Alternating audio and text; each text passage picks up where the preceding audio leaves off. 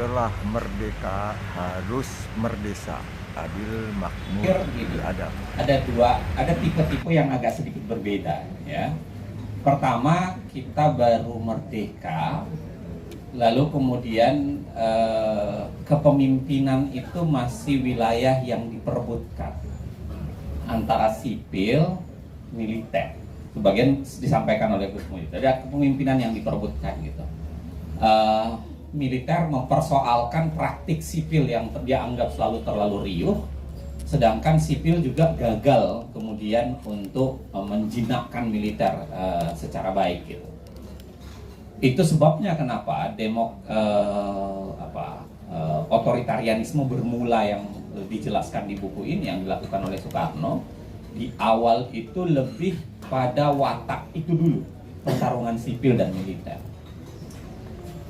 Sampai singkat kata tadi dekret 5 Juli itu sebenarnya bukan karena sipil gagal membentuk undang-undang dasar, tapi sebenarnya digagalkan. Ya, itu juga keluar dalam disertasinya Adnan Buyung Nasution yang dikutip juga dalam buku ini, bahwa faktor kuat kenapa kemudian dekret itu sebenarnya adalah ya proyek demokrasi itu bukan gagasan konstitusional itu sebenarnya bukan gagal, tapi kemudian digagalkan dengan banyak faktor, dan salah satu faktor yang paling besar tadi yang disebutkan oleh Muhyiddin. Yang kedua, otoritarianismenya, dan gini ya, dibayangkan negara baru merdeka, standar konsep peraturan itu belum ada. Anda bayangkan misalnya tadi yang disebut oleh Gus Muhyiddin tadi yang soal maklumat X itu, tahu nggak kenapa namanya jadi maklumat X? Itu kan karena Menteri Sekretaris Negaranya pada saat itu, bukan Pratikno, Pringgodikdo, itu kan lupa nomor surat berikutnya ini nomor berapa. Jadi ketika disodorin sudah siap ditandatangani, dia lupa ini nomor suratnya nomor berapa. Sembari menunggu penomoran, dia taruhlah angka X itu.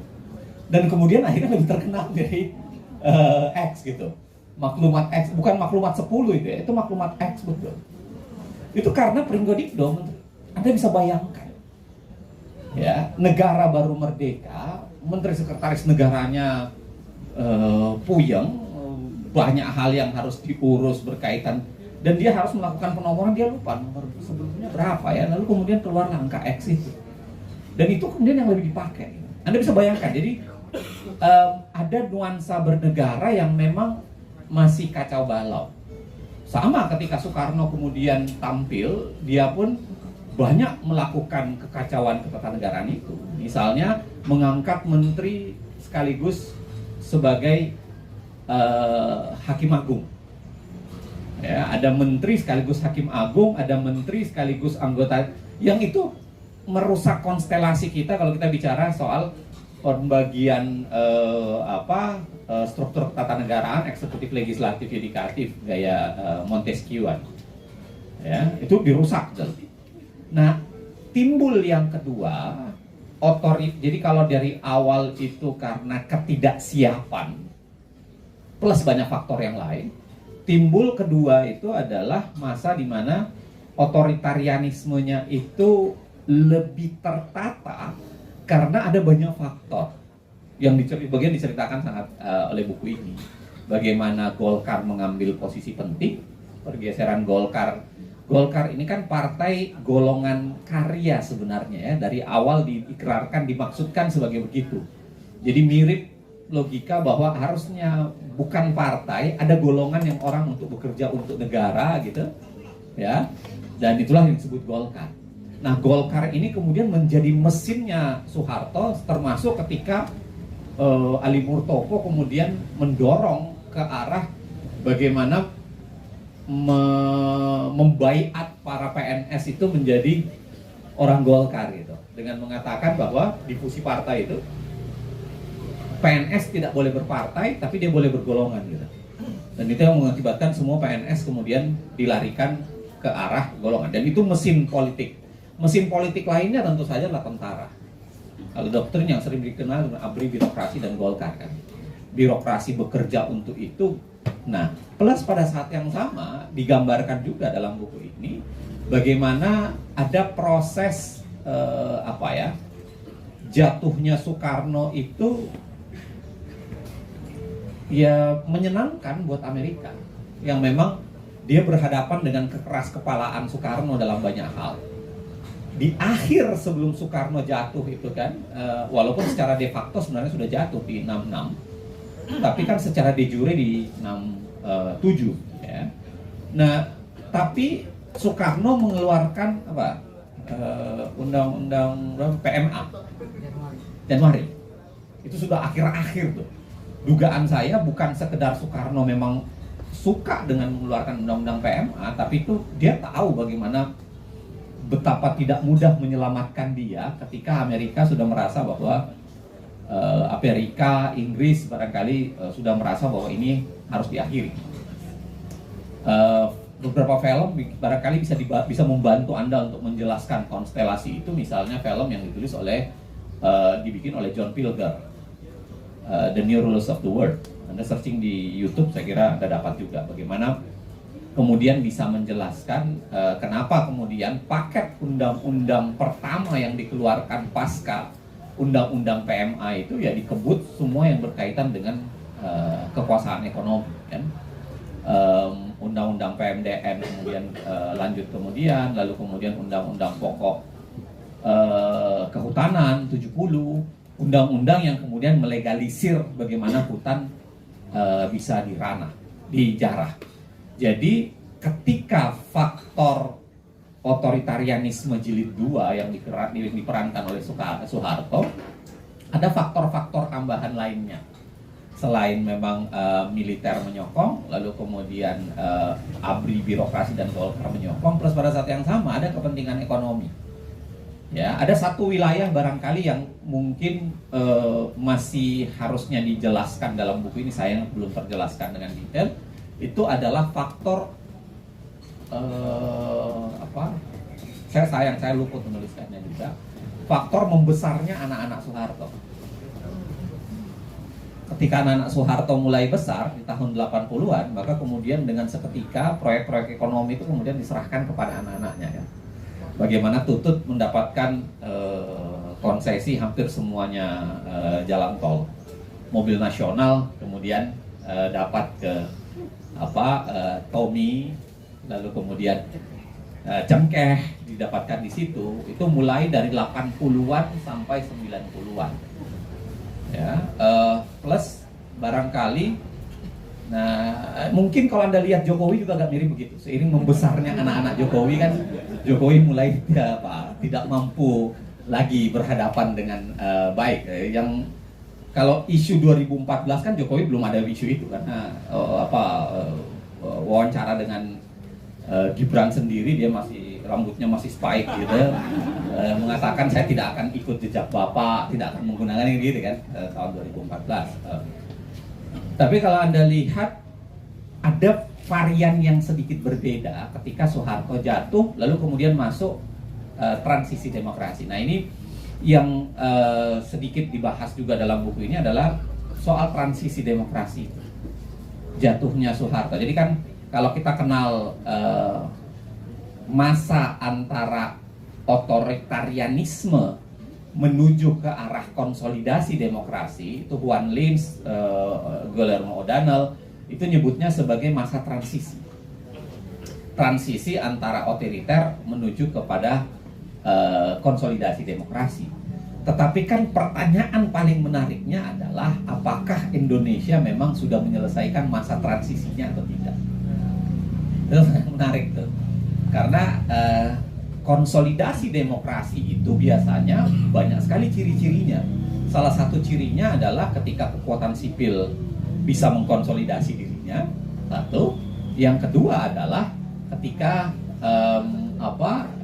ada proses peralihan kekuasaan tanpa guncangan, tanpa darah dan lain-lain sebagainya. Nah, masalahnya yang terjadi di Indonesia, dan di sini digambarkan walaupun juga masih secara sederhana, itu adalah kita mengikis habis yang namanya, kita mencoba mengikis yang namanya dui fungsi Tapi kita lupa bahwa kita melahirkan dui fungsinya Polri. Ya, jadi 1 Juli 2000 ketika kita menekan yang namanya kita memecah TNI dipecah dari Polri, lalu kemudian ketika di sini digambarkan juga Gus Dur memulai proses kuat untuk melakukan purifikasi, menarik TNI ke barak, walaupun ide-ide dasarnya ada juga di zaman Habibie, tapi kemudian dilengkapi di zaman Gus Dur. Kita sedikit berhasil menarik TNI ke barak, tapi kita lupa bahwa kemudian Polri naik gitu. Bisnis keamanan kemudian dipegang oleh Polri gitu. Nah, separuh persoalan itu sekarang menjadi apa yang terjadi sekarang itu kan separuh persoalan itu. Separuh persoalan karena ada semacam gerakan mau menghidupkan kembali dui fungsi, bukan untuk sekedar menghidupkan dui fungsi, tapi jangan-jangan untuk menangani dui fungsi Polri yang sudah terlalu jauh. Ini kan sebenarnya menakutkan buat saya. Ini menakutkan buat saya. Kenapa itu sebabnya kenapa walaupun tidak dibahas dengan detail-detail amat, tapi mudah-mudahan ada waktu yang lebih cukup untuk membahas itu. Kenapa saya tampilkan misalnya tulisan Jacqueline Becker, Jackie Becker yang menuliskan soal The Rise of Polri, naiknya model jualan keamanan yang dilakukan oleh bisnis keamanan yang dipegang oleh Polri. Nah, saya mengistilahkan begini, mungkin kalau kita mau husnuzon ya terhadap Prabowo, mungkin ketika dia menaikkan banyak tentara, kemudian menaikkan dui fungsi, walaupun saya sulit untuk berhusnuzon di wilayah itu, karena kalau lihat pasalnya kan tidak juga untuk menaikkan dui fungsi Polri, kelihatan betul ketimpangannya kan. Ada pasal yang sebenarnya ditujukan hanya untuk kolonel itu saja misalnya, atau mayor dulu ya, kemudian menjadi kolonel gitu, letnan kolonel. Ada semacam ini. Jadi ini mirip dengan cara untuk menjinakkan polisi dengan cara menaikkan dui fungsi. Saya kira itu berbahaya. Ini sama dengan kira-kira di rumah kita ada tikus, yang kita pilih adalah segera memelihara kobra. Kobra juga berbahaya untuk rumah. Jangan pikir untuk nangkapin tikus, kobra bisa menyelesaikan tugasnya. Apalagi yang paling berbahaya adalah ketika terjadi permufakatan antara kobra dengan tikus gitu.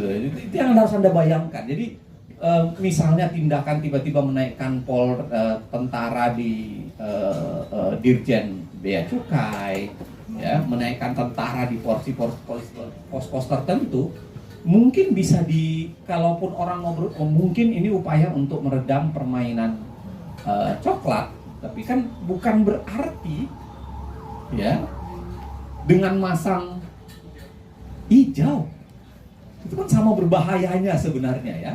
Apalagi kalau kita yang sebagus banget dibahas di buku ini secara panjang itu, apalagi kalau kita lihat track recordnya hijau yang kalau kobranya membesar sulit menjinakkannya, mungkin bahkan memanggil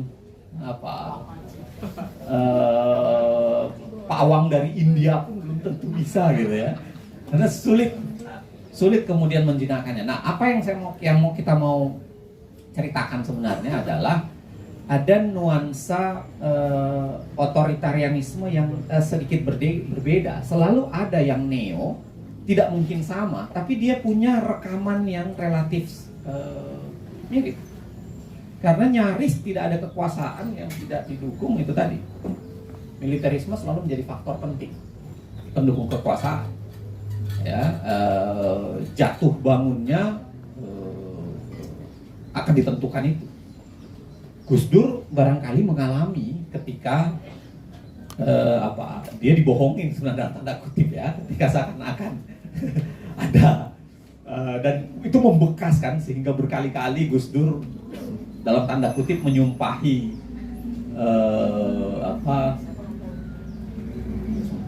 disumpahi sampai istilahnya keluar ada Jenderal K dan sebagainya. Jadi tanya Jenderal K itu siapa? Jenderal Kunyuk, kira-kira gitu kan.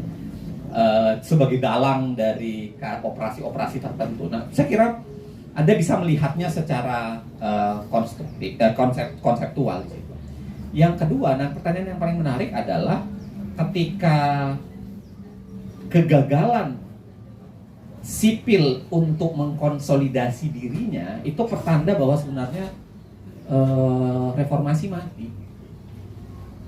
Pedi Hadis barangkali mewakili itu ketika mengatakan umur reformasi kita ya kan sebenarnya hanya 3 bulan.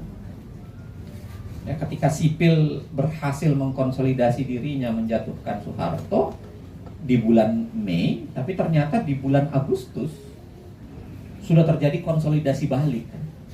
Kekuatan oligarki termasuk kekuatan-kekuatan tertentu, termasuk ya kekuatan-kekuatan yang dulu menyokong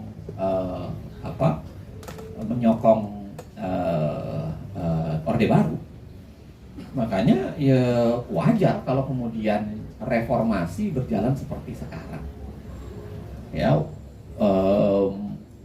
bagaimana kemudian semua gerakan untuk, kan kalau kita bicara soal agenda reformasi itu kan ya, amandemen Undang-Undang Dasar. Ini sebentar lagi bakal diamandemen ulang. Ya, mungkin usianya tidak akan lama lagi. Menarik TNI ke barak atau difungsi, ternyata tidak. Dia bangkit kembali walaupun dengan busana yang baru atau sedikit dipoles gitu. Begitu juga otonomi daerah, saya kira sentralisme terjadi. Itu saya tuliskan di sini bagaimana COVID itu menampakkan wajah sentralisme kekuasaan. Bagaimana kemudian Undang-Undang Cipta Kerja itu menampakkan wajah sentralisme kekuasaan. Pembatasan presiden melalui Undang-Undang Dasar itu kan yang coba dirusak dengan cara ketiga periode ya, dan lain-lain sebagainya. Nah, jadi apa yang kita mau bilang sebenarnya, mungkin jenisnya apa, bagaimana modelnya itu akan ada di buku yang belum saya tuntaskan itu, soal mengenal otoritarianismenya. Tapi paling tidak izinkan ini menjadi pembuka untuk menjelaskan secara histori. Harapan besarnya tentu saja persis yang saya bilang tadi, di rezim yang punya problem dengan sejarah, dia akan mencoba mendomestikasi anak-anak muda atau kita semua yang semakin lama semakin sering menjadi tunas sejarah. Dan ketika kita terdomestikasi, biasanya dengan mudah tuh akan bangkit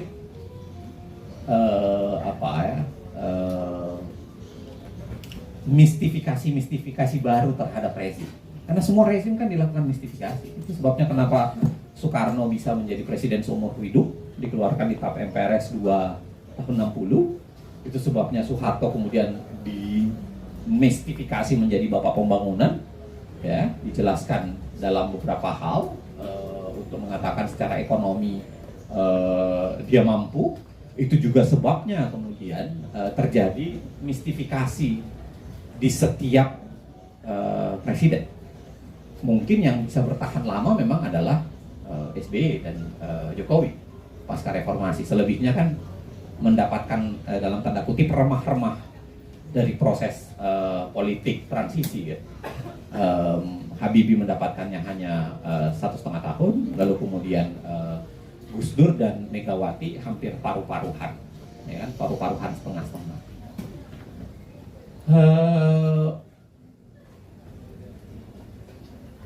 Kata dasar sebenarnya buku ini mencoba mendeskripsikan, ya, menggambarkan kepada Anda. Nah, bagi teman-teman atau rezim yang di hadapan rezim yang mencoba mendomestikasi itu, tolong bacalah baik-baik, karena menurut saya itulah saat untuk menganalisis, ya, supaya kita tidak menjadi tunas sejarah gitu. Dari deskripsi yang tergambarkan, deskripsi itu membutuhkan analisa tentu saja. Beberapa dianalisis di sini, tapi menurut saya tugas kita adalah untuk melakukan analisa lebih lanjut. Karena kalau tidak, Ya, yang saya bilang tadi, upaya untuk mendomestikasi, merusak sejarah, menutup sejarah, lalu kemudian membangun model mistifikasi baru untuk membenarkan rezim, itu pasti akan dilakukan. Begitu, Bang. Oke, tadinya saya mau bertanya lagi kepada Mas Uceng soal bagaimana kemudian kaitannya Ya, naskahnya selesai tahun ini. Selesai tahun lalu, Nggak, sebenarnya begini. Kalau saya ceritakan secara fair ya, sebenarnya naskah ini awalnya adalah naskah yang saya persiapkan. Jadi saya mau cerita soal isu-isu berkaitan dengan otoritarianisme dan konsep demokrasi. Jadi saya mau jelasin kayak buku sederhana untuk menjelaskan bagi anak muda untuk paham semua isu-isu yang berkaitan dengan demokrasi. Misalnya demokrasi, otoritarianisme, oligarki, kemudian autocratic legalism, lalu kemudian kompetitif otoritarianism. Saya mau menjelaskan secara sederhana sebenarnya, ya, untuk menjelaskan teori-teori itu. Lalu saya bercerita soal Indonesia. Jadi saya bikin kayak dua bagian gitu. Buku naskah itu tengah saya garap. Awalnya idenya tahun lalu ketika Gus Muh menerbitkan kronik penculikan aktivis. Saya nggak tahu. Jadi buku kronik itu diantarin ke saya sama Gus Muh. Kita ngobrol banyak, panjang. Lalu saya bilang, Gus, kita bikin kronik tata negara deh, 80 tahun. Tapi kan nggak lucu kalau 100 halaman awal itu cerita teori-teori. Cerita soal apa itu otoritarianism, apa itu kompetitif otoritarianism, apa sih isu hybrid regime di berbagai negara. Nggak lucu kalau itu pertama, lalu kemudian kedua kronik.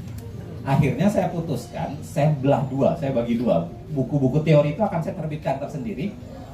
Nanti insya Allah akan saya terbitkan isu-isu berkaitan, judul dasarnya itu adalah menabur demokrasi menuai otoritarianisme. Jadi saya mau bercerita bagaimana kemudian hampir semua cita-cita negara itu adalah mau bicara demokrasi sebenarnya. Ya, tapi di ujungnya jatuh-jatuhnya otoritarianisme. Persis yang terjadi di Indonesia kan. Soekarno melakukan itu, dia berjanji bahwa tidak akan menjadi diktator. Saya kira clipping itu menjelaskan begitu banyak hal. Tapi kan di ujung-ujungnya kemudian menjadi, nah itu, jadi itu yang pertama. Akhirnya bagian kedua dari rencana buku itu saya serahkan ke Gus Muh, dan Gus Muh ikut meramunya menjadi buku ini, ya, dengan sentuhan kronik, karena kronik itu kan memang chronicles ya. Chronicles itu bicara soal potongan-potongan kira-kira ya, dan puzzle ini penting. Yang kedua, kalau mau bicara tujuan buku ini, sebenarnya kita terbersit ketika negara dikuasai oleh sebuah rejim. Salah satu yang paling mudah dia lakukan itu adalah memperkosa atau merusak generasi yang tuna sejarah. Iya. Rezim itu seringkali, ya, tugas pertamanya itu adalah memperkosa atau kemudian merusak imaji generasi yang memang seringkali tuna sejarah. Saya nggak usah lah kutip Milan Kundera dan lain-lain sebagainya ya. Saya kira kita semua paham itu, betapa kemudian perjuangan itu sebenarnya melawan lupa. Tapi pada saat yang sama, Anda harus ingat bahwa sejarah itu sering dibengkokkan oleh penguasa. Orde Baru melakukan itu. Ya, buku 30 tahun Indonesia Merdeka saya kira lebih dari cukup menggambarkan bagaimana sejarah dibelokkan. Ya, di tahun 75 ketika Soeharto memegang kuasa. Nah, biasanya rejim akan mencoba itu. Apalagi, saya harus tanda kutip, apalagi kalau rejimnya itu mengalami problem di masa lalu. Dia akan mencoba meredam itu. Ya, jadi beda dengan rezim yang tidak punya beban masa lalu, dia tidak punya beban atau itikat untuk segera mendomestikasi atau menjinakkan para anak-anak muda yang rezim yang memang tuna sejarah ini. Enggak, dia nggak punya itu. Tapi ketika dia punya beban masa lalu, dia berkaitan dengan masa lalu, maka salah satu tugas utamanya itu adalah ya tentu saja membelokkan. Saya nggak usah bercerita panjang soal bagaimana yang namanya rezim, kekuasaan itu memang butuh mistifikasi. Rasanya tidak ada kekuasaan yang tidak butuh mistifikasi. Dan cara memistifikasi itu adalah cara membelokkan sejarah. Ya kan? Membelokkan alur sejarah yang sebaiknya bisa dikenali. Di titik itulah kenapa saya senang sekali ketika bisa bareng sama saya harus panggil Gusmu atau Mas Muhyiddin. Mas Muhyiddin ini agak, Gusmu itu apa? Mas Muhyiddin itu kayaknya kurang lafaz di lidah saya itu. Sesama orang Makassar itu agak, orang Sulawesi itu agak berat itu manggil Mas. Saya panggil Gusmu nanti Gusmu itu nanti, Gus itu kan punya sejarah tersendiri kata Gus itu dalam tradisi NU itu. Saya khawatir merusak tradisi NU yang sudah menyejarah gitu. Jadi saya panggil Muhyiddin aja lah. Ya, saya kira kenapa saya senang bertemu Muhyiddin, karena saya mengenal Muhyiddin orang yang percaya bahwa sejarah itu sebenarnya berada di koran. Sejarah publik masyarakat itu adanya di koran. Kalau mau melihat tentu kelihatan betul ya kalau dia ini anak didikan Pram ya, yang percaya betul bahwa koran itu adalah sumber utama, salah satu sumber yang paling kuat gitu. Nah, ketika bisa menyatukan koran dan dokumen-dokumen jurnal, tulisan yang saya baca dan kemudian diramukan, saya kira itu memang menjadi ramuan dahsyat. Saya sekedar mulai kepikir nih, mungkin akan segera nyolek-nyolekan lagi dengan Muhyiddin. Rencananya mau buat kronik korupsi. Karena menurut saya korupsi di Indonesia itu sementara ini ya, saya baca beberapa koran-koran lama yang diberikan oleh seorang teman gitu, kayaknya nggak ada yang baru-baru amat. Modus korupsi itu sama-sama aja. Dari awal-awal proses koruptor mainnya bagaimana, penyuapannya sama, mainnya di wilayah BUMN sama persis. Saya kira nggak ada beda yang jauh. Sekedar mau membayangkan mungkin ke depan kalau memang ada usia dan ada waktu, kesempatan, mau menggarap itu, mau menceritakan betapa pemberantasan korupsi di Indonesia itu mirip keledai. Ya, selalu jatuh di lubang yang sama. Karena sebelum saya melantur terlalu jauh, sederhananya saya mau bilang begini, buku ini kami tuliskan dengan ya mungkin agak terburu-buru dikit, ya, sekedar untuk mau mendemistifikasi bahwa setiap terburu-buru itu adalah perbuatan setan. Kita mau bilang enggak nih, ada terburu-buru yang kira-kira bukan perbuatan setan, ya. Kira-kira gitu. Mudah-mudahan melalui buku ini apakah hasilnya perfect luar biasa? Saya kira tidak. Setelah saya membaca, saya menghabiskan waktu semenjak diantarin sama teman-teman, saya baca ulang. Saya kira ada banyak ruang yang memang harusnya bisa dijelaskan kembali, Gusmu. Ada wilayah Mas Muhyiddin, ada beberapa wilayah yang harus dijelaskan, plus ada yang harus merakitnya untuk menjelaskannya secara lebih detail. Tapi saya ingat pesannya Kang Jalal. Saya suka dengan pesannya Kang Jalal itu. Sebuah buku begitu jadi terbitin aja. Lalu silahkan berdoa semoga Tuhan memanjangkan usiamu sampai kau bisa memperbaikinya, bisa membuat yang lebih lengkap dan bisa membuat seri-seri lanjutannya. Anggap aja buku ini adalah mukadimah. Oke, terima kasih. Yes, tentu saya akan berlanjut ke Gusmu. Tapi sebelum berlanjut ke Gusmu, tadi kalau terburu-buru memang apa yang dikejar? Sebenarnya terburu-buru itu karena ada keinginan kita untuk mendapatkan momentum reformasi. Ya, Karena selalu kita anggap momentum reformasi itu penting, ya. Melemparnya ke Agustus, 17 Agustus pas 80 tahun Indonesia merdeka, mungkin bisa, tapi kami udah kehabisan tenaga. Saya sendiri pas menjelang akhir buku ini sedang tidak enak badan. Ada sekitar 2 minggu saya banyak baring gitu, karena nggak bisa banyak hal, ya agak exhausted. Tapi bayangan saya ini tetap harus diselesaikan. Mudah-mudahan seperti tadi yang saya bilang, biarkan Tuhan memanjangkan usia untuk memperbaikinya. Tapi yang kedua lebih penting, saya kira ini harus menjadi peringatan di tengah isu bahwa negara memang sedang menyusun ulang sejarah gitu. Dan menurut saya agak menarik ketika orang heboh-heboh gitu, tiba-tiba Menteri Kebudayaan, Fadlizon Menteri Kebudayaan, oh iya, Kementerian Kebut. Oke. Dia tiba-tiba mengatakan bahwa ini tidak akan menjadi dokumen sejarah resmi.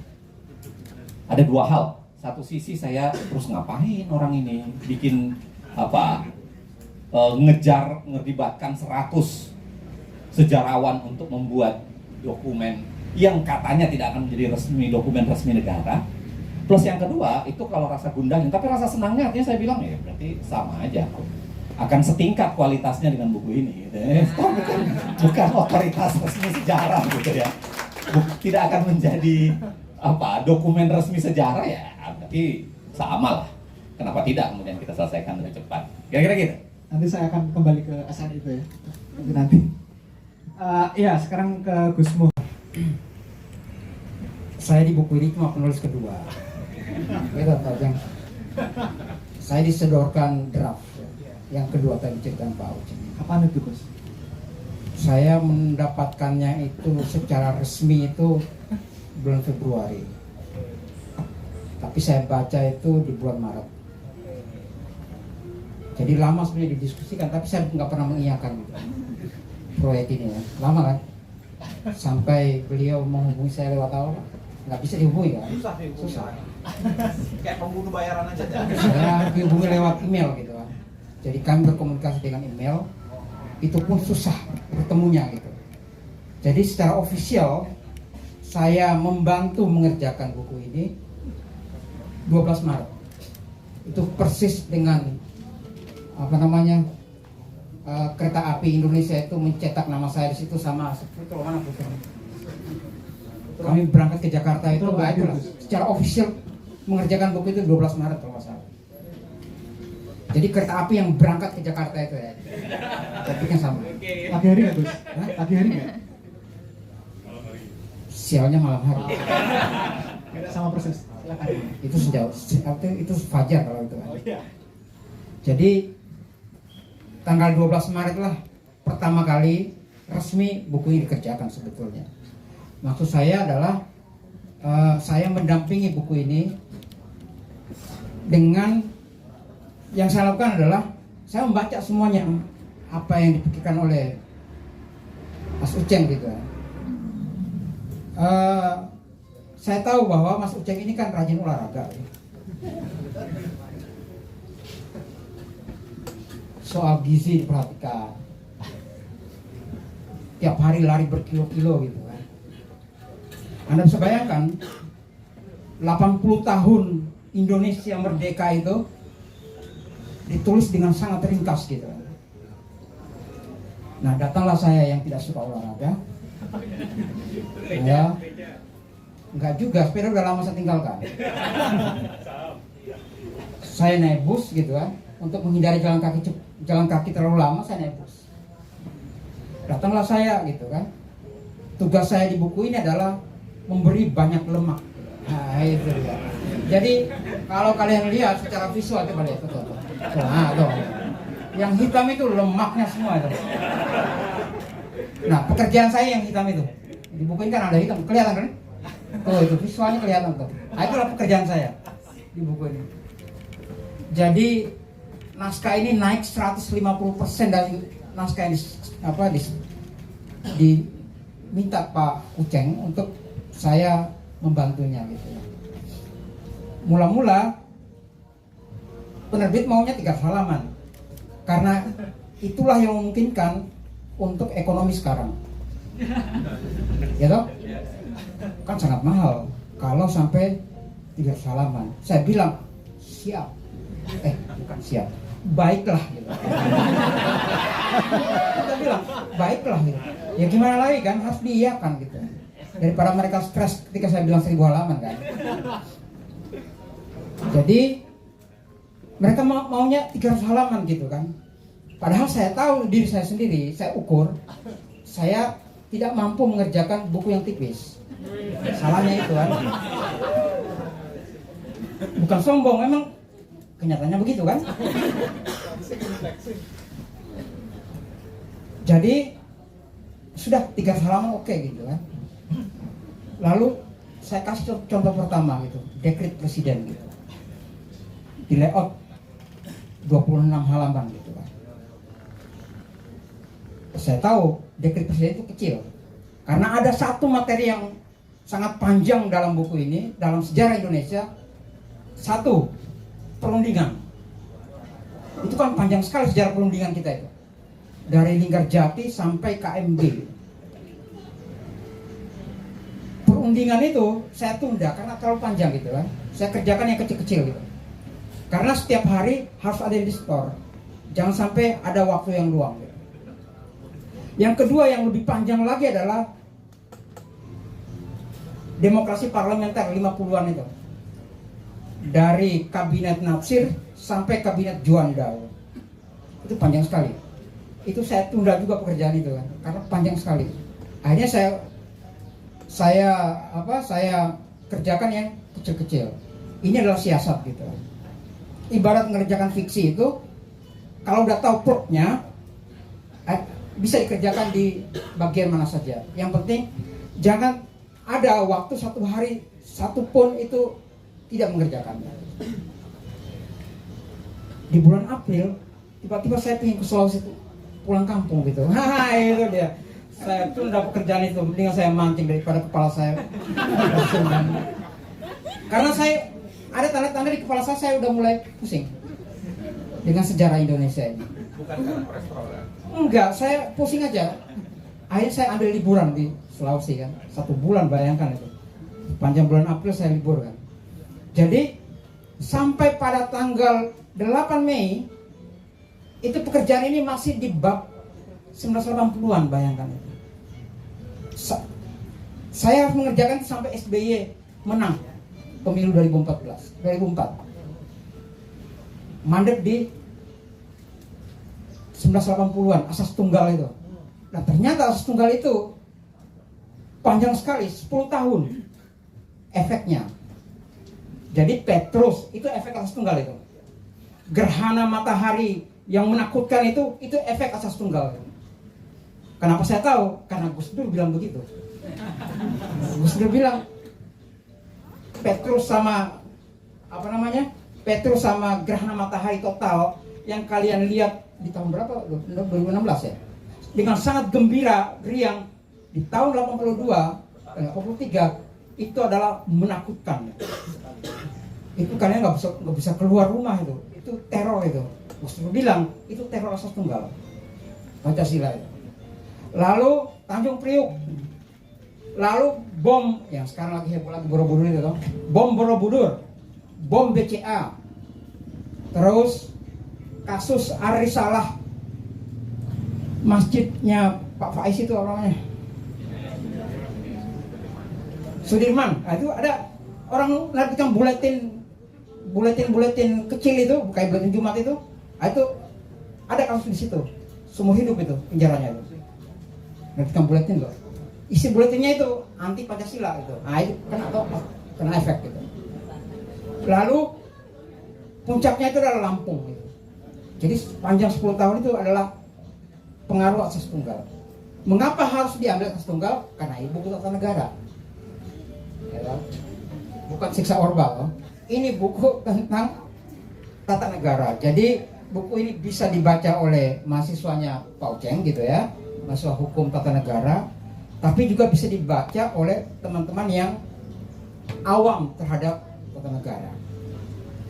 Jadi, tapi berakhir buku ini saya berakhirnya itu di 2004. Loh, kan masih ada Jokowi kan? Tak bilang penerbit, inilah kelapangan dada saya, ikhtiar saya untuk tidak sampai buku ini 1000 halaman. Maka saya punya apa namanya, punya batasan pribadi gitu kan, untuk tidak melanjutkan lagi sampai SBY sampai SBY Jokowi 10 tahun gitu kan. Karena itu makanya kan nggak ada hitamnya kan terakhir kan, udah nggak ada hitamnya terakhir itu. Artinya saya udah berhenti di situ. Lemaknya itu udah berhenti di 2004. Kira-kira gitu mas. Oke.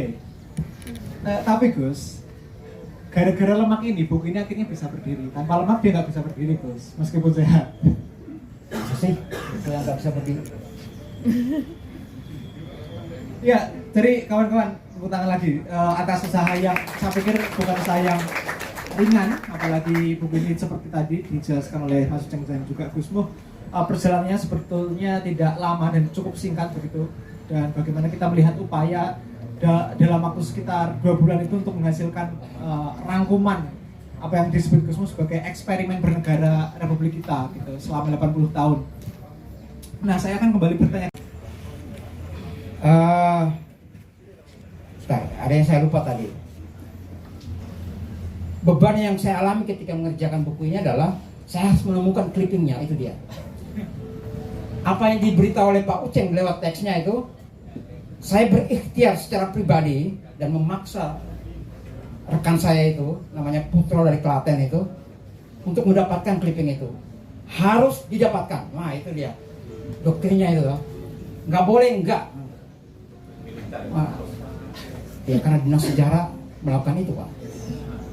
Harus ditemukan clippingnya gitu. Misalnya kita merdeka, bukan merdeka, kita bernegara 18 Oktober gitu. 18 Agustus. Saya harus temukan clipping 18 Agustus itu apa yang terjadi gitu. Ketemulah headline-nya Asia Raya itu. Itulah headline. Nggak ada headline yang kayak gitu kan. Undang-Undang Dasar 45 itu dimuat 1 halaman penuh, halaman pertama itu. Tanpa proklamasi. Nah itu. Kemudian saya bertanya, di mana teks proklamasi yang sering Anda lihat ketika 17 Agustus itu? Ternyata emang nggak ada. Dan nggak terlalu penting. Saya nyari setengah mati teks proklamasi itu. Akhirnya ketemunya ulang tahun proklamasi yang pertama yang dimuat oleh Hatta. Tanpa tulisan tangan yang itu. Karena tulisan tangan itu baru 92 baru ditemukan lagi. Jadi kita pertama kali bikin yang apa? Punya gambar citra itu yang tulisan tangan itu baru 92. Sebelumnya itu nggak ada. Nggak pernah ketemu itu. Itu ya tambahan saya. Pertanyaan Rimba tadi mana yang penting? Dari awal sebetulnya. Seperti dikatakan oleh Pak Uceng itu ada bentuk negara aja kita itu di voting itu. Mau republik apa monarki gitu. Andaikan komposisi BPUPKI waktu itu banyak yang berpikir tentang kerajaan, kita pastilah kayak Jogja. Monarki kita pilih. Karena ada yang milih monarki kan, 6 suara kalau nggak salah. Entah siapa gitu. Jadi dari bentuk negara aja monarki gitu. Yang kedua adalah Soekarno sama Hatta itu memang tegang dari awal memang dalam bernegara itu. Nanti puncaknya itu 56. Tanggal 1 Desember 56. Jadi Soekarno itu dari awal dia itu ingin partai tunggal. Ada di clipping ketemu. Itu di 22 Agustus itu. Dibahas sendiri. PNI itu adalah partai negara tunggal. Dan dibahas sendiri. Namanya PNI. Bukan Partai Negara ini, Partai Nasional Indonesia yang bukan 27, tapi 45 itu. Jadi dia ingin partai itu cuma satu, namanya PNI. Mungkin Hatta waktu itu dongkol, saya kira. Tapi kan dia pendiam. Tapi ahli strategi, punya taktik gitu. Ketika Soekarno lengah, ya, karena berurusan dengan sekutu yang mendarat di Jakarta, maka dia memutuskan untuk mengeluarkan maklumat X itu. Nah, maklumat X ini susah sekali sebetulnya mencari clippingnya. Kita bolak-balik dari perpustakaan lama, perpustakaan baru, bolak-balik kok nggak dapat gitu. Mana si Putro itu laporannya nggak ketemu. Udah lihat semua, aku udah lihat semua kata dia. Tapi saya kan nggak yakin loh. Saya kan sebagai senior di klipnya itu kok ada yang ganjal gitu kan. Aku nggak percaya pada si Putro kan. Jangan-jangan dia khilaf. Karena saya lihat matanya pagi itu merah. Enggak juga, itu paling merah matanya waktu itu. Sudah nggak puasa lagi kan? Dia nggak puasa dia, tapi matanya merah ya. Saya nggak tahu dia main di mana gitu malam itu kan.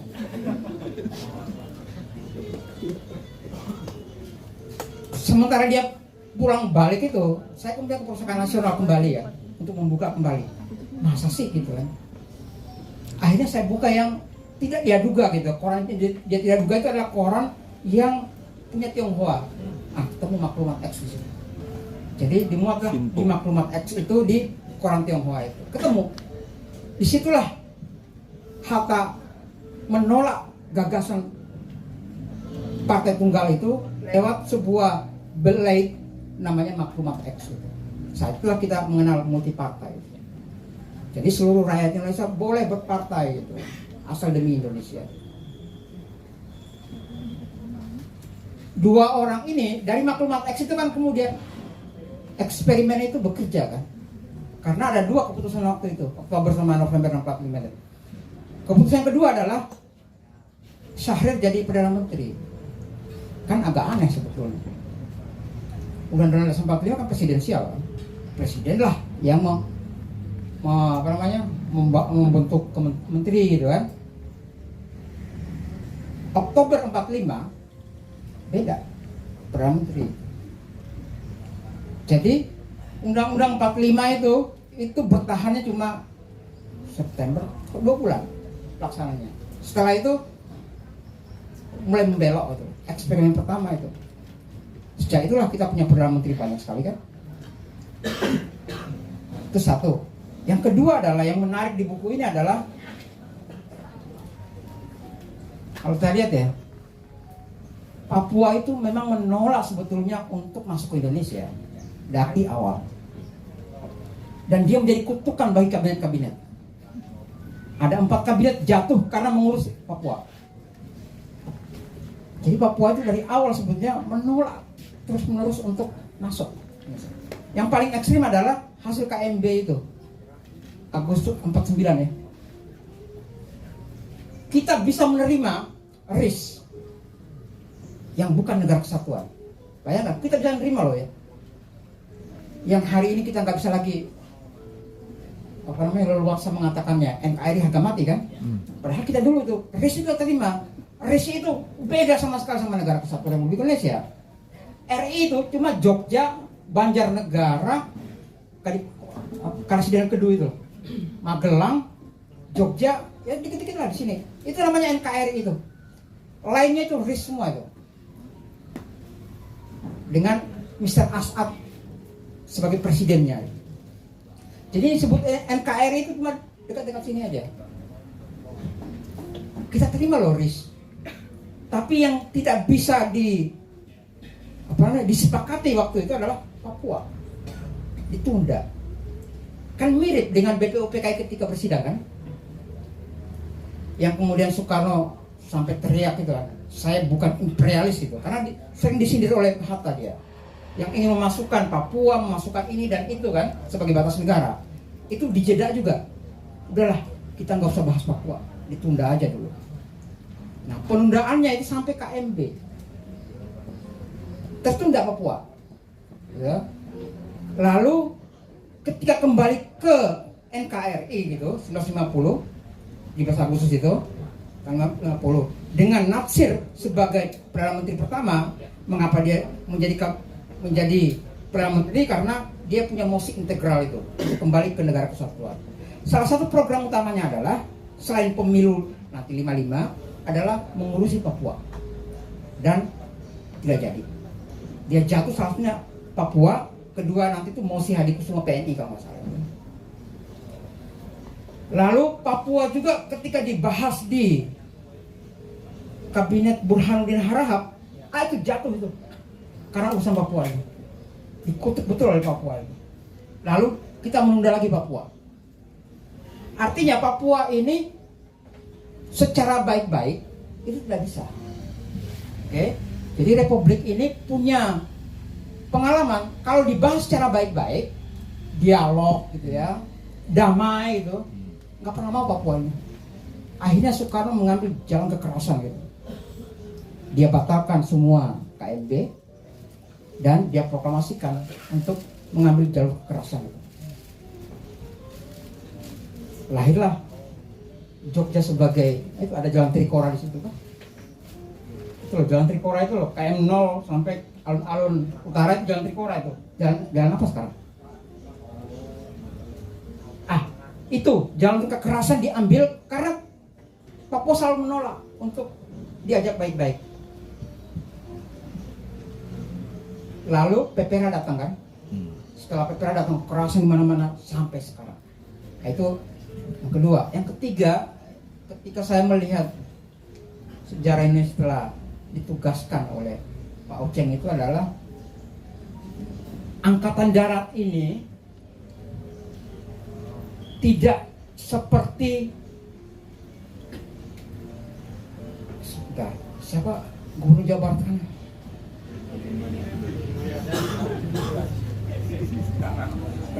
Jawa Barat sekarang siapa? Jadi militer atau tepatnya Angkatan Darat sebetulnya.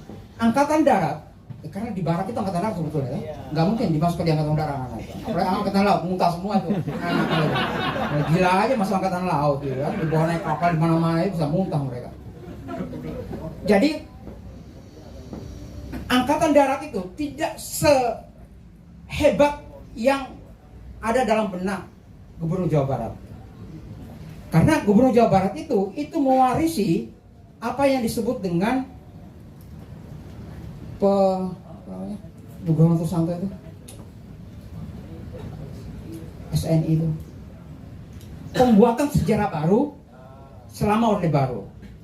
Jadi kan Nugroho Susanto itu kan membuat sejarah baru, sejarah apa istilahnya pelurusan sejarah atau membuat sejarah gitu di tahun 75 yang melahirkan SNI atau Sejarah Nasional Indonesia yang berjilid-jilid itu, di mana ketuanya itu adalah Sartono Kartodipjo, namanya Sartono, kedua Nugroho. Di dalamnya itu menjelaskan bagaimana hebatnya Angkatan Darat ini, bagaimana jagonya mereka, patriotisnya mereka, disiplinnya mereka, semuanya yang hebat-hebat hanya ada di kaum itu. Dan kalian lihat nanti atau baca buku ini, salah satu biang keladi jatuh bangunnya demokrasi itu karena Angkatan Darat. Kabinet Sukiman jatuh salah satunya tidak bisa mengurusi tentang razia Agustus itu. Anda bisa bayangkan, perburuan orang kiri itu bukan 65 sebetulnya, tapi dimulai dari razia Agustus 51. Bayangkan kasusnya itu kasus kecil sekali, kemudian diamplifikasi sedemikian rupa oleh Angkatan Darat menjadi isu nasional, bahkan Medan yang meledak pertama. Bayangkan isunya itu adalah ada kerusuhan Tanjung Priok satu yang disebut-sebut didalangi oleh PKI karena ditemukan ada pamfletnya PKI di situ, ada logo-logonya PKI di situ, kayak biasanya lah, ya kan? Ditemukan semua di situ, oh PKI semua di sini, Tanjung Priok. Sementara di Bogor, di hari yang sama itu ada kerusuhan kecil yang dilakukan oleh Darul Islam. Jadi di Tanjung Priok ada kiri, di Bogor itu ada kanan gitu kan. Kejadian kecil sebetulnya, ya kriminal biasa lah gitu. Kemudian diamplifikasi demikian rupa yang membuat, bayangkan, meledak pertama kali razia orang kiri itu di Medan, bayangkan. Hubungannya apa coba Medan? Medan sama Aceh itu loh. Aku lihat kan clippingnya itu. Loh, kok Medan yang pertama meletus? Bahwa merazia orang kiri karena terlibat semua di Tanjung Priok itu, bayangkan itu. Dianggap terlibat semua, itu Medan sama Aceh itu. Nah ini kan mirip sama 65 tau. Kejadiannya di Jakarta, buku siapa itu yang riset tentang pembantaian di Aceh? Jess Melvin gitu. Tapi yang disiapkan pertama itu Medan sama Aceh. Coba baca Jess Melvin itu, bagus sekali dokumennya dia. Loh kok sama? Nah itu loh, kemudian saya melihat polanya sama. Jadi razia Agustus teman-teman sekalian itu merazia 150.000 manusia itu. Penjara itu penuh. Penjara itu penuh. Dan ini tidak mungkin masuk dalam sejarah yang akan disusun oleh 150.000 loh. Dan sebagian besar orang Tionghoa. Apa hubungannya coba? Disitulah Lim Kian Hian, itu anggota BPUPKI yang sangat dihormati oleh Soekarno, guru persnya Baswedan, Abdul Rahman Baswedan, guru partainya, membuat partai itu Abdul Rahman Baswedan itu berguru sama tokoh ini. Ditangkap juga itu. Apa salahnya coba? Ya karena razia itu yang dilakukan oleh serentak Angkatan Darat itu. Apakah selesai di situ? Karena itulah Sukiman jatuh. Kabinet Sukiman jatuh di situ. Karena nggak mampu membereskan ini asal Angkatan Darat ya. Satu. Lanjut. Kemudian lahir Raja Agus itu. Lahir kemudian 17 Oktober. 17 Oktober itu ulang tahun pertamanya Prabowo. 1 tahun ya. Itu kabinetnya siapa itu? Wilopo ya. 17 Oktober itu adalah kudeta yang gagal dari Nasution yang ingin membubarkan parlemen. Dan itu panjang cerita itu. Karena tidak mampu menyelesaikan peristiwa 17 Oktober yang melibatkan pertikaian Angkatan Darat itu, jatuh Wilopo. Lalu karena Wilopo nggak bisa, digantikan oleh Ali Sastro Amijoyo. Ali Sastro Amijoyo juga jatuh karena tidak bisa menyelesaikan masalah Angkatan Darat. Padahal prestasinya luar biasa Ali Sastro Amijoyo. Tahu prestasinya apa? Asia Afrika itu. Bayangkan, kabinet itu jatuh setelah Asia Afrika itu loh. Nggak dilihat itu apa prestasinya apa gitu. Jatuh di tahun itu, di bulan April itu. Habis konferensi Asia Afrika, jatuh dia. Kenapa? Karena nggak bisa membereskan Angkatan Darat ini. Konfliknya tinggi sekali kan. Lalu diganti oleh Burhanuddin Harahap dari Masyumi. Dia jatuh lagi Papua tapi.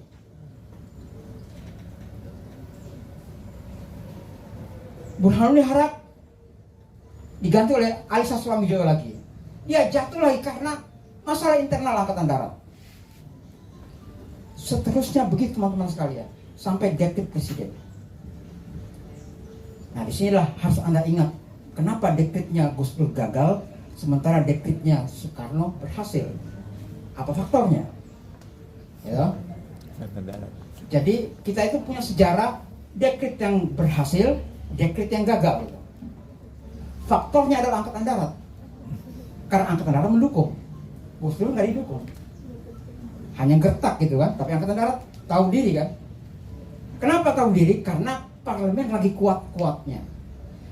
Biasanya Angkatan Darat itu nggak mampu untuk melakukan cawe-cawe kekuasaan kalau parlemennya kuat, sipilnya kuat gitu. Atau dalam bahasa militer itu rewel. Mereka punya istilah rewel. Karena tentara nggak suka rewel. Loh. Barak itu kan harus sepi, sunyi. Kalau nggak percaya, Anda tiap hari lewat ngelaju naik motor ke Surakarta itu. Ada melewati satu bagian penting itu sepi gitu, sunyi gitu. Oh banyak gundukannya lebih tinggi-tinggi lagi kan itu. Wah gila itu. Kalau nggak dilewati oleh bus-bus besar itu gundukan itu nggak mungkin itu bisa landai itu. Dan itu sepi sekali. Nah sukanya itu sepi, sementara parlemen itu riuh, gegap gempita gitu kan. Nah biasanya mereka gagal di situ kalau parlemennya kuat. Karena itu salah satu yang ingin dibubarkan oleh tentara itu sebetulnya parlemen. Tak suka dia. Dan berkali-kali dilakukan itu. Nah, salah satu yang prestasi terbaiknya adalah mengubarkan konstituante. Tuh. Konstituante adalah kerjasama dengan bagus sekali Soekarno dengan Angkatan Darat. Soekarno kepingin kan partai tunggal. Satu. Kedua, bayangkan setelah dilantik anggota parlemen yang terpilih di pemilu 55 sama konstituante itu, pengen dia pidato coba untuk mengubur partai-partai itu loh. Anda tahu siapa yang sakit hati? Hatta tentu saja sakit hati. Tapi cuma ya namanya sakit hati kan cuma di hati tuh. Tapi dampaknya adalah dia mundur. 1 Desember dia mundur. Dibujuk PNI, dibujuk NU, dibujuk PSII, nggak mempan, dia mundur. Karena dia bilang diktator telah lahir. Dan Soekarno bilang, saya bukan diktator. Dia bilang juga begitu, saya bukan diktator. Jadi 3 kali Soekarno itu jadi headline itu, saya bukan diktator itu. Dan untuk mengubarkan konstituante, Soekarno menggertaknya tahu nggak? Apakah dengan kata-kata biasa? Enggak. Dia bikin sebuah pertemuan umum di Bandung gitu kan. Kalian bayangkan pertemuannya itu persis Persib yang menang kemarin itu loh. Penuh jalan raya itu. Dan Soekarno pidato untuk mengubarkan konstituante. Jadi dia gertak dulu lewat massa gitu. Anda bisa bayangkan menggertaknya itu lewat 200.000 massa itu di Bandung. Langsung gedung konstituante itu di Jalan Merdeka itu loh. Yang gedung Asia Afrika itu. Dia gertak pakai massa loh, mengubarkan itu. Dan didukung oleh Angkatan Darat. Nah, yang menarik dari dekret presiden itu adalah bukan dekretnya, karena kita tahu hasilnya toh. Tetapi menuju dekret itu ada Rapim Angkatan Darat. 1, menyetujui dan mengawal dekret presiden. 1, ada 7 poin. Yang lain-lainnya itu ngomongin ekonomi semua. Bayangkan Angkatan Darat ngomongin ekonomi semua itu Pak. Setelah itu ngurusi ekonomi itu tentara itu. Dan setelah dekret presiden lahir kemudian SOB itu, daurat perang. Kan yang bermasalah itu kan PRRI di Sumatera sama Permesta di Minahasa gitu kan. Tapi karena darurat perang ini seluruh Indonesia dinyatakan kawasan perang gitu. Karena kawasan perang maka tidak boleh berpolitik. Tidak boleh ngomongin politik, nggak boleh kalian rapat 5 orang, nggak boleh. Di situ keluar diktatornya di situ. Maka seluruhnya akan diburu oleh tentara siapapun yang membicarakan hal-hal politik atau mengkritik pemerintah. Termasuk disitulah yang saya bilang itu Pak Ceng, 9 kali di bredel harian rakyat itu. Ya, bukunya Pram sama bukunya Hatta itu di bredel dalam 1 hari ya. Demokrasi kita sama Hokia itu di brand dalam 1 hari itu, dan diberitakan 1 paket tuh di brand demokrasi kitanya Hatta sama Pramudian Hatta tuh. Nah dari situlah kita lihat, wah Soekarno sukses betul kan, impiannya dari awal merumuskan negara itu tercapai, demokrasi terpimpin. Itu yang saya baca ketika melihat clipping dari tata negara yang disodorkan oleh Pak Oceng. Oke, luar biasa, tepuk tangan dulu teman-teman. Selama lagi 1, 2, 3 sekali lagi. Oke, sebentar, tahan, oke siap. Tahan 1, 2, 3. Lagi 1, 2, 3. Kayak bebas boleh 1, 2, 3. terima kasih. Ya, jangan lupa teman-teman, setelah ini kita juga masih ada Salam pidato Merdesa, kebudayaan adil, Jogja makmur, Buku dan beradab. Saya oleh Nirwan Dewanto. Dan selain dari itu, kita juga masih ada beberapa Salam Merdesa, adil, makmur, beradab. Berdasarkan amandemen Undang-Undang Dasar tahun 2002 secara legal formal Indonesia bubar. Tahun 2025 Indonesia bubar secara de facto menuju kejayaan Indochina Raya. Jiwaku merdeka mensemesta alam, ragaku merdesa mengisi kemerdekaan. Salam